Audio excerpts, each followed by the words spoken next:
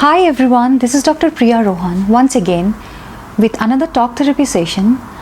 I am a mental health specialist as well as I am a clinical hypnotherapist. So for my support seeker, when they come to me, the main modalities I use in my sessions is hypnotherapy. So some of them really they get scared or they have this notion about hypnosis, like they're fearful. So I thought today I'll explain all from A to Z all about hypnosis. Okay, so if you're interested, you can listen till the end, so you'll have an entire idea about hypnosis and how it works and everything. Okay, so let's start. What is clinical hypnosis? Clinical hypnosis basically is an altered state of awareness, perception or consciousness that is used by licensed and trained doctors or licensed or trained hypnotherapists for treating some psychological or physical problem. It is a highly relaxed state. Hypnosis is a state of inner absorption, concentration and focused concentration.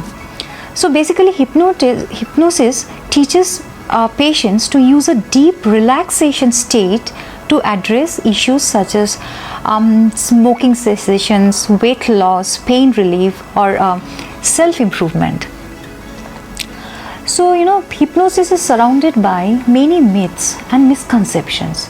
Unfortunately, despite through scientific research and wide clinical use, some people are scared of needless by the stigma that hypnosis is a mystical or esoteric procedure.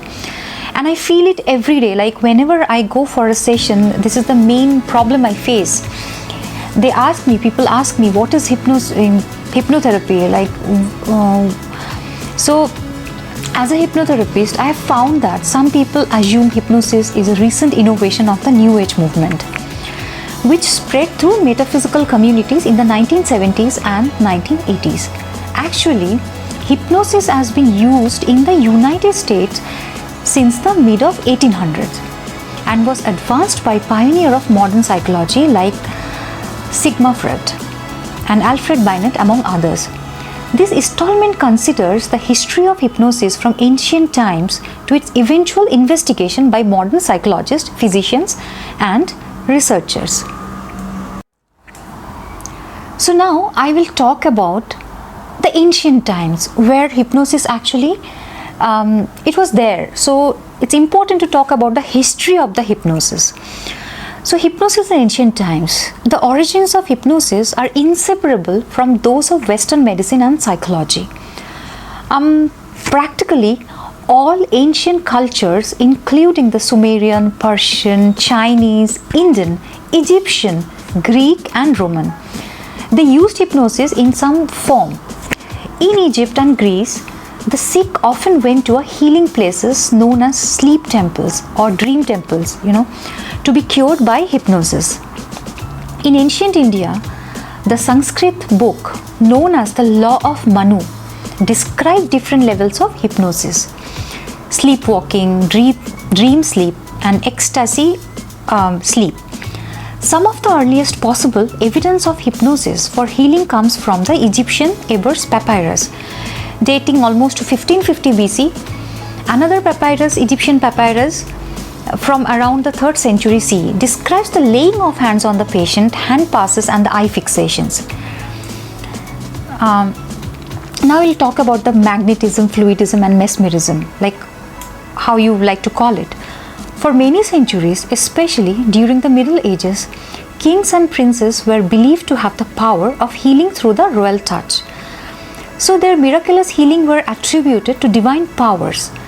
Before hypnosis was well understood, the term magnetism and mesmerism were used to describe this healing phenomena. So then the Swiss physician Paracelsus from 1493 to 1541 was the first to use magnets for healing instead of the divine touch or a holy relic. This method of healing was still around into the 18th century. So Mesmer discovered that he could induce trance without magnets and concluded that the healing force must come from himself or from an invisible fluid that occupied space. So now I'll talk about some use of hypnosis in ancient time. So especially in ancient times, when there was no anesthesia were available, people used, like the surgeons, they used hypnotic anesthesia. That's a very interesting thing to know, you know.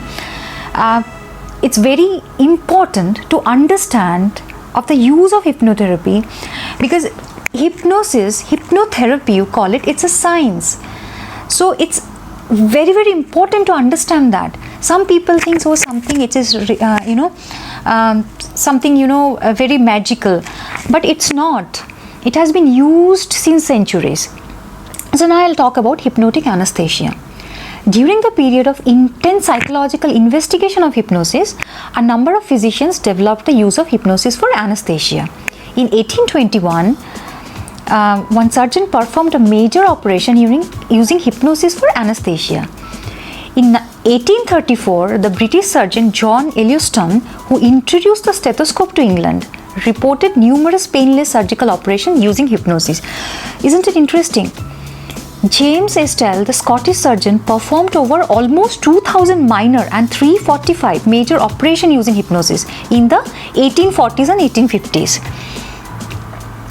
So you have to understand there is scientific evidence like how hypnosis works.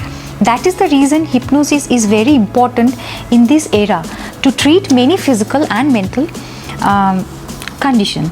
There are plenty of studies and research in science to explain how hypnosis works and what happens to the hypnotized brain.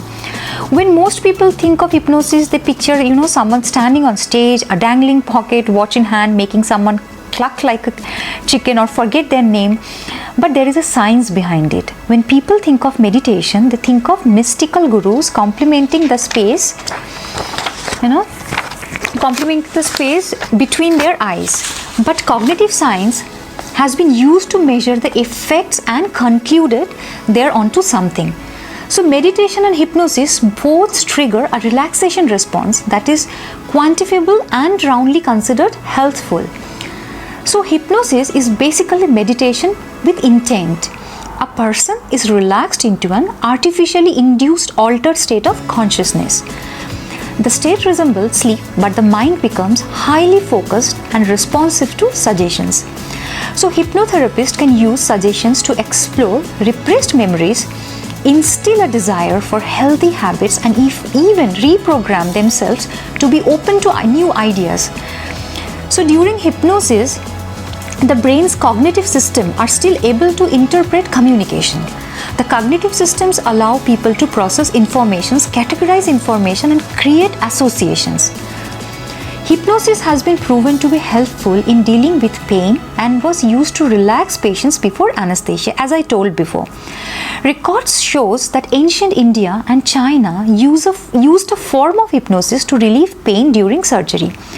The first case of hypnosis being used in surgery in Europe was almost recorded in 1794. When Jacob Grimm, one of the brothers Grimm, was hypnotized prior to having an operation for a tumor.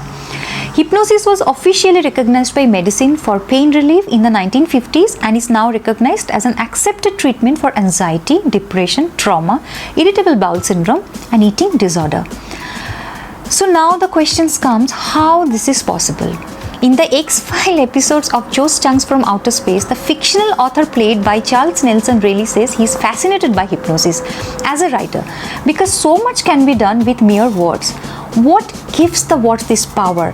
Here's come the main question and the interesting part. What happens to the brain that allows these words to affect to such change? Science has tools that map and measure brain functions. Researchers compared the physical body signs of hypnotic subjects and unhypnotized people and found no significant physical change associated with the state of hypnosis. So hypnotized people's heart rates and respiration slow down as it does in any relaxed state, not the hypnotic state itself. Magnetic resonance imaging found that hypnosis is a natural state of the mind that produced measurable effects in the brain. EEGs measure the electrical activity of the brain. So EEG research found that brains produce different brain waves, rhythms of electrical voltage depending on their mental state. So the brain produces consistent of waves at all frequencies. According to the study, plasticity changes in the brain in hypnosis and meditation. EEG showed that the brain of hypnotized subject showed a boost in lower frequency waves associated with the dream state of sleep. There is also a reported drop in higher frequency waves associated with the wake state. According to the Wikipedia page on the trance state, according to Science Daily, the brain has 4 different brain wave states like beta, alpha, theta and delta. The beta state is the normal waking state, which is measured at a frequency of 14 to 28 cycles per second.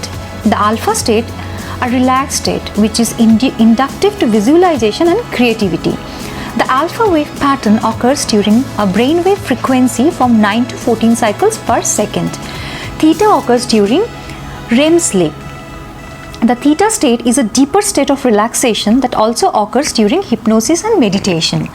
The brain shows a theta wave pattern from 4 to 8 cycles per second, reports Science Daily. Theta brain waves can be considered the subconscious. So this is really funny, some people comes and they ask, we don't believe in subconscious mind. So this is extremely funny. That's the reason I thought of making this video and telling people the truth all about hypnosis and the science behind it. So anyway, let's start again. It is the first stage of the phase where people dream, like I'm talking about theta. The delta state is the sleep state. The brain shows a delta wave pattern from 1 to 4 cycles per second.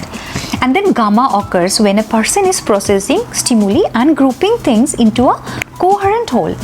It is not a state of mind, it occurs during beta. Scientists found that the alpha and theta brainwave frequencies relieve stress, facilitate deep physical relaxations and mental clarity, increases verbal ability and performance IQ, synchronize the 2 hemispheres of the brain, recall mental images and creative thinking, can reduce pain, promote euphoria and stimulate the release of endorphins. Then a 2006 study in Germany found that specialized MRI brain scans showed less activity in 2 areas of the brain during hypnosis. The area that processes visuals and the area that handles conflicts. Researchers found that changes occur in the brain cerebral cortex during hypnosis. Evidence suggests activity in the right hemisphere of the brain, which neurologist believes controlled imagination and creativity, increased in hypnotized subject. They also found that activity in the left hemisphere of the cerebral cortex, which controls logic, and decreases. This could also explain why people feel less inhibited while under hypnosis. When the brain is relaxed, it is open to new ideas and is capable of turning those ideas into habits if they choose to be guided in that direction. So now I'll talk about hypnosis, brain waves and new state of mind. So most of us have a keen interest in staying healthy, but for many people this does not translate into much more than a general effort to eat well and get some occasional exercise. While our physical health is obviously of critical importance, of equal importance is our mental health. I always tell in my videos that please take seriously, be the in charge of your mental health. It will give you the benefit to your physical health as well. And yet this is something which doesn't often receive much attention, at least not until there is a serious problem, which may often end up being unidentified and labeled as a disorder or some sort. But how much attention does the average mentally healthy person give their state of mind? Most people can relate to some degree or another to the impact of stress, anxiety or moments of mild depression in their lives, but they typically don't do much to proactively cope up with the symptoms, let alone address the cause. People tolerate being mildly overweight and out of shape. They tolerate being stressed, anxious and unhappy to certain degree as well. However, just like a basic understanding of food can help you take care of your physical health, a basic understanding how your brain contributes to your state of mind can help you take care of your mental health. With the said, a great starting point is to take a look at what the brain's 5 different frequencies are, how they impact your mental state and how you can use this knowledge to your advantage. As I told before, our brain creates electrochemical process which can be measured in the form of brain waves using a machine called EEG. brain waves occurs at different frequencies. As I explained before also, on a from slow to fast and are measured in hertz or repetitions per seconds. We'll all have 5 brain wave frequencies, each associated with different processes, and they are as follows. Like I told you before, gamma, beta, alpha, theta, delta. As I was telling, we all experience periods of brainwave activity at all of the frequencies on a daily, nightly basis. Every time we go to sleep, we drop down from a beta state down through a delta state, and vice versa when you wake up in the morning. With our busy, hectic schedules, however, most of us spend our days in beta state with occasional moments of gamma. Unfortunately, moments of alpha or theta states are not often scheduled or cultivated. At best, people may chill in front of the TV after a long day of work and dip into a period of alpha for a short while. Alpha and theta states are periods that offer tremendous benefits to our state of mind. They have been attributed to decrease in stress, anxiety, pain, and improved memory. Theta states are also the realm of the subconscious and where the wonderful work of hypnotherapy takes place. In general, when we provide ourselves opportunities to enjoy these moments of brainwave activity, our state of mind and mental health improves. Whether it's meditation, self-hypnosis, or you're visiting to a hypnotherapist, or just other moments of quiet time where you have a chance to, chill somewhere other than in front of a TV, your brain will thank you for it.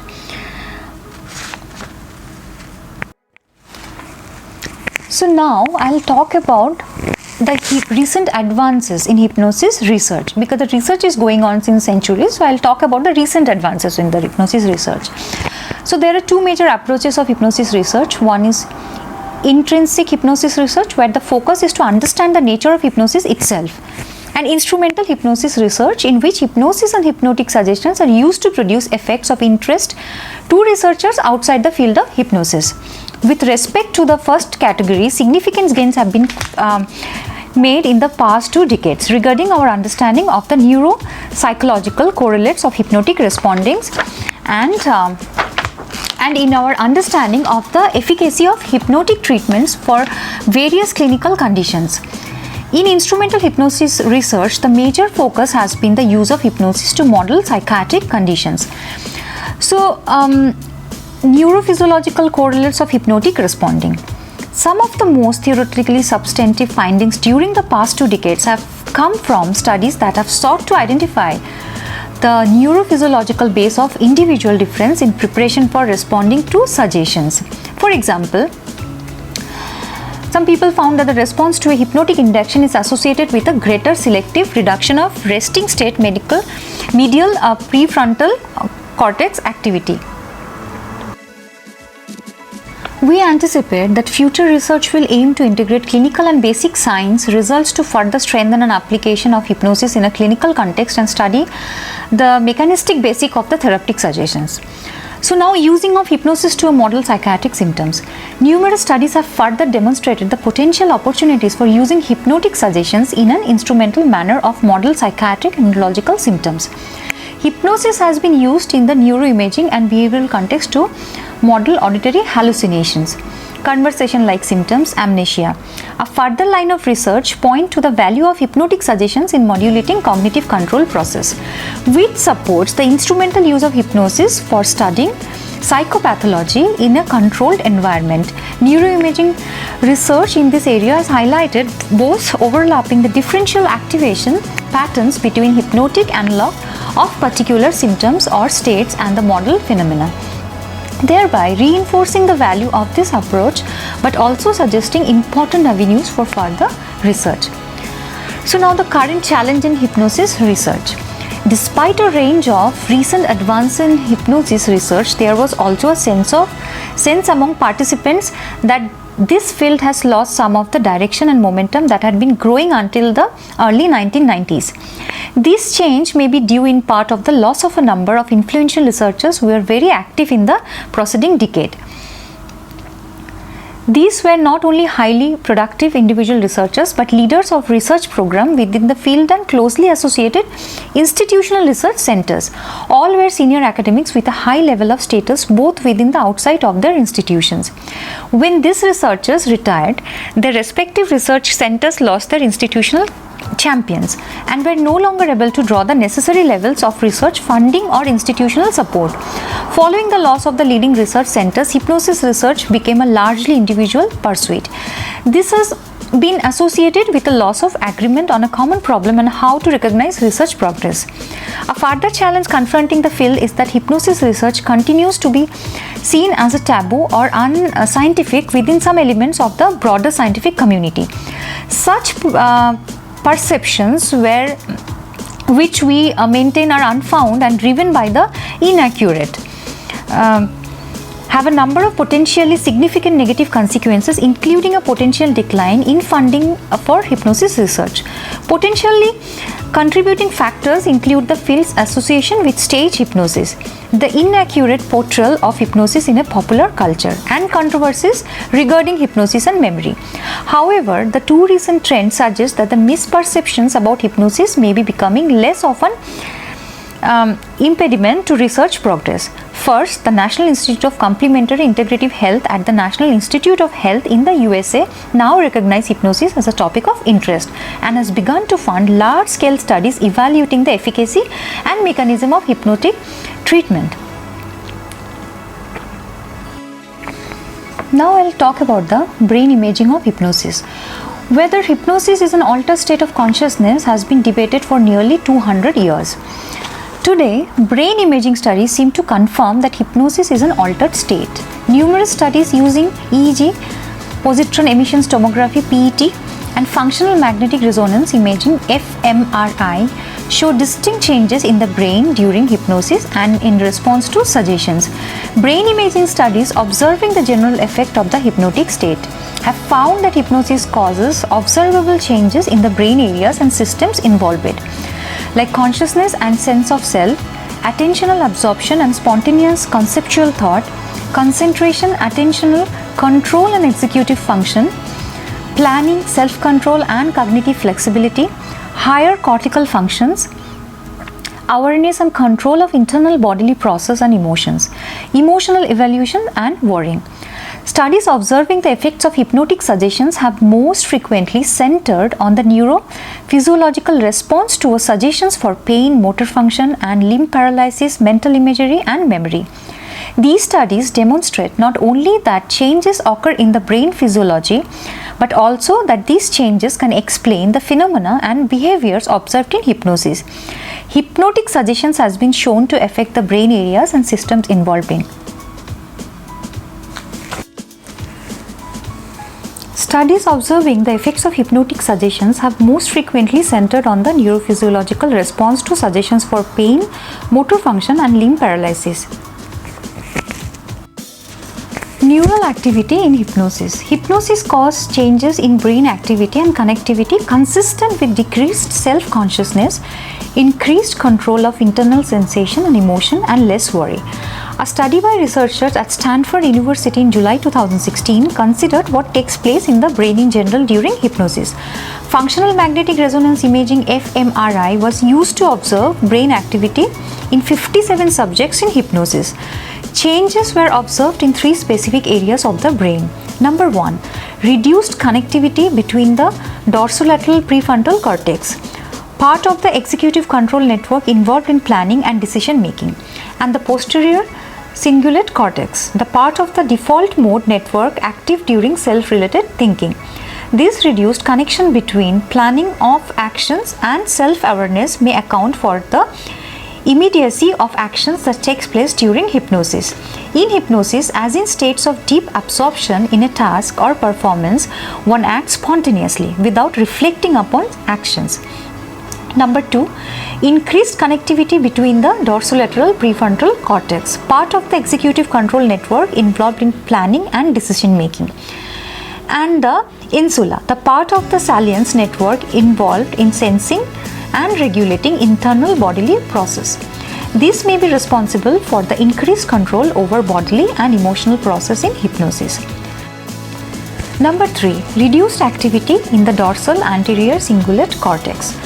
The dorsal ACC is also active during effortful performance. This reduced activity may explain why. In hypnosis, the states of deep absorption, actions and performance take place effortlessly and with less worry. The brain is not the mind. While brain imaging studies are exciting, changes in electrical activity in the brain do little to explain the subjective experience and unintentionality of consciousness. There are two basic ways of looking at the relationship between the brain and the mind. The physicalist viewpoint argues the electrical impulses in the brain creates the subjective experience we call the mind, and the consciousness is a product of the continuous activity of the brain. Others believe that mind is a property of nature, which exists independent of the brain, and that the mind interacts with the brain as a device that used and directs. Dr. Wilder Penfield from 1891 to 1976, the renowned father of modern neurosurgery, reached the conclusion that the mind has a reality of its own, far more than being a product of the brain. The mind seems to act independently of the brain in the same sense that a programmer acts independently of his computer. However, much he may depend upon the action of the computer for certain purposes. To expect the highest brain mechanism or any set of reflexes, however, it's complicated. To carry out what the mind does and thus perform all the functions of the mind is quite absurd. Reduced activity in parts of the brain default mode network increases attentional absorption. The DMN is a network of interacting brain regions that is active when a person is not involved in a task, and when thinking, remembering and daydreaming, the DMN is not active when a person is involved in a goal-oriented task or has their attention completely absorbed by something. Hypnosis reduces the activity of the DMN. Reduced activation of the DMN is also observed in long-term practitioners of meditation. The fact that the brain under hypnosis shows reduced DMN activity supports the definition of hypnosis as a state of attentional absorption rather than a state where one loses consciousness. Hypnosis shows neural responses similar to spontaneous conceptual thought. Perhaps this is why hypnosis can spark creativity and insight. Increased activity in the prefrontal attentional system increases executive functions. The frontal areas of the brain govern a person's ability to concentrate, known as attentional control. Attentional control is closely related to executive functions such as reasoning, problem solving, planning, self-control, and cognitive flexibility.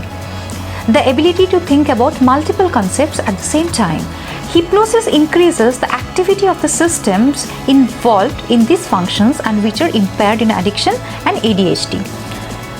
Hypnosis modulates activity in the brain areas involved in the regulation of consciousness. PET scan of cerebral blood flow in hypnosis show the involvement of the anterior cingulate cortex ACC, the thalamus, and the pontomesencephalic brainstem. Hypnosis increases blood flow in the occipital region, which is consistent with the theory that hypnosis decreases cortical arousal, that is cortical inhibition theory. Increases in mental absorption during hypnosis were associated with increased blood flow in the brain's attentional system.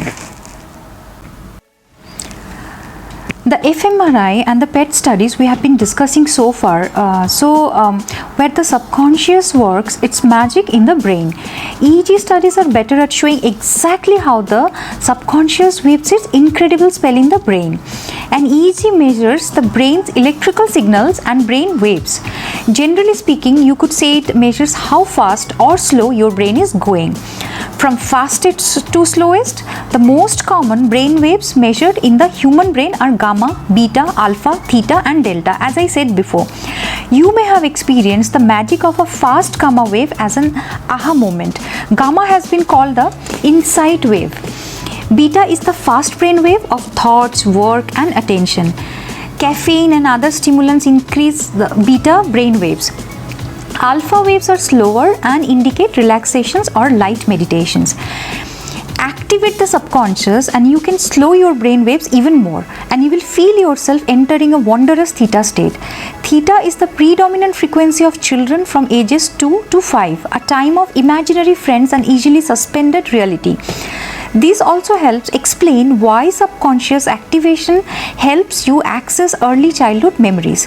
When you access this frequency, you can use the spell of your subconscious brain in ways that serve you. I liken the subconscious to a 5-year-old who sees the world as a magical, wonderful place where dreams come true. She loves wearing her fairy princess costume every day and performing shows for her neighbors. Clinically, her belief in magical worlds and the wonder of possibility makes sense. The subconscious brain increases levels of dreamlike, soothing, slow theta waves. On the other hand, the conscious brain is akin to a 15-year-old who has learned the tooth fairy isn't real and pushes back when her parents tell her to be home by 10 p.m. She also tells you she decided she's not going to college. You are a terrible parent and she's not trying out for the school play or the volleyball team because she hates everything anyway. By this age, the predominant frequency of the brain is alpha, a more conscious, adult, real-world brain wave, which is of course far less magical and far more cynical. Alpha lies between the fast beta of working and the deep theta of the subconscious. In fact, there is even a music genre called trance. Rhythmic drummers tap into this phenomena.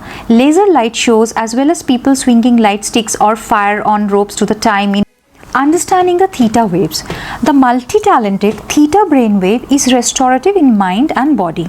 Theta helps both the brain to release feel-good neurotransmitters and you to focus.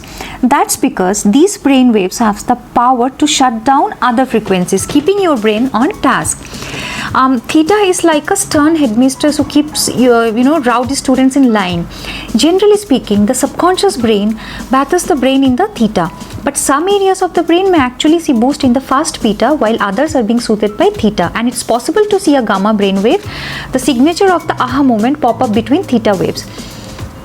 If you don't have enough slower brain waves like alpha and theta and instead have more fast beta brain waves, you are likely to have excess levels of the stress hormone cortisol.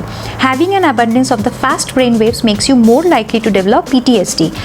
Pain is also associated with higher levels of beta brain waves, so the ability of hypnosis to relieve pain is partially thanks to an increase in theta. EEG studies have been shown how the ability of animals to change their brain waves resulted in a corresponding spike in other feel-good neurotransmitters such as dopamine. Theta brain waves helps you to recall the past, and when they are harnessed properly, it becomes easier and more effective to rescript the past and your future. The theta brain waves also allows both the delete and the record buttons in your brain to work better. Here's why. Advances in neuroimaging of the brain have increased our understanding of the effectiveness of hypnosis in hypnobirthing as a pain inhibitor. Hypnosis is found to suppress neural activity between the sensory cortex and the amygdala limbic system, which inhibits the emotional interpretation of sensation being experienced as pain. It is thought that relief from pain during hypnosis is due to a change in cerebral blood flow and inhibition of higher analytical cortical centers. Recently, a coherent review has been published providing evidence of the benefits of using hypnosis in labor and birth. Women using hypnosis are more likely to give birth without the need for pharmacological pain relief. There is also some evidence of an increase in spontaneous birth and improved outcome from babies. But more high quality studies are needed to demonstrate which kinds of hypnosis intervention are most effective and meet the needs of women. So, among its many other applications in other medical domains, hypnotism was used therapeutically in the Victorian era to treat the condition then known as hysteria. So, modern hypnotherapy is widely accepted for many kind of treatment of certain habit disorders to control irrational fears, as I was discussing before, as well as in the treatment of conditions such as insomnia, addictions. So, hypnosis has also been used to enhance recovery from non-psychological conditions such as after the surgical procedures in breast cancer care or even in gastrointestinal problems including IBS. So, now the question comes, is hypnosis dangerous? No, hypnosis is not a dangerous procedure. It is not mind control or brainwashing. As I was discussing before and I told many times, a therapist cannot make a person do something embarrassing or that person doesn't want to do. No, it's not like that. So, hypnosis, it should be performed by a licensed or certified mental health specialist or professional who is specially trained in this technique. So, if you are going to a right professional, right person who knows the technique, you are safe. So this was it. Today I spoke all about hypnosis. I mean, I tried to speak about the research, about the ancient times when hypnotherapy was used, and now in the modern times, and I tried to explain the brain waves and scans and everything. I hope like people get advantage of it if they want to know about hypnosis, and they're curious to know about hypnobirthing or other procedures, like how it works. Because the main problem, what happens, people who wants to take hypnotherapy sessions, the first fear comes in their mind, and it's not easy to just by reading in Google to understand those things.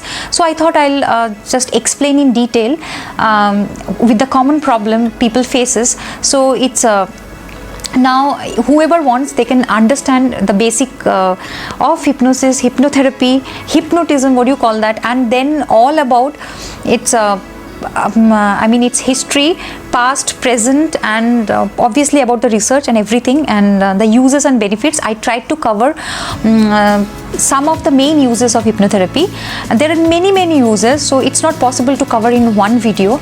So I just spoke about the main things and main research and the main brain waves. So I hope everybody likes it and they understand about hypnotherapy, because hypnotherapy is going to be the best thing in the future. Because I know as a hypnotherapist, when I do this hypnobirthing, like the painless delivery, or I remove the pain through hypnosis, people gets very surprised. They think that I'm somewhat kind of a magician, but it's not. So I thought, I used to get this type of questions every time in my sessions and after my sessions, and every time, oh, hypnosis is something magical. So I thought, why not make a video about that in detail, so that I'd be able to explain people about hypnosis, hypnotherapy, and it's not a new thing, or magician doesn't use it. It's used by the therapist and the doctors, because I am a mental health specialist and I'm trained in clinical hypnotherapy. So as a hypnotherapist, I thought of explaining all the details in a gist, in a summary. So I hope people like it and you go through it, even for the students who wants to know about hypnotherapy, who's studying hypnotherapy.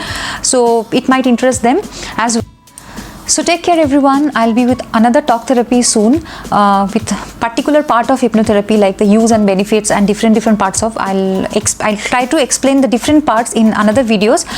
So yeah, everybody stay safe, stay healthy, and in a right and proper mental health. Take care and have a nice day ahead. Thank you so much.